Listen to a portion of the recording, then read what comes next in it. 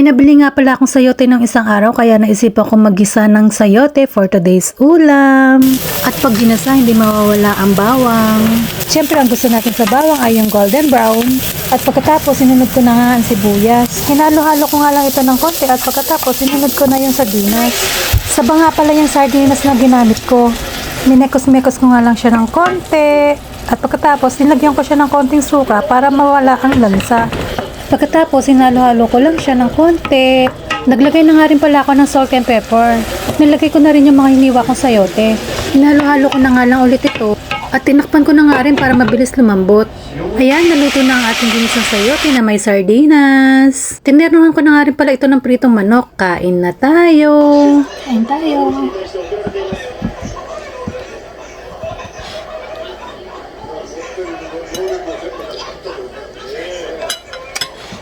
Ang sarap.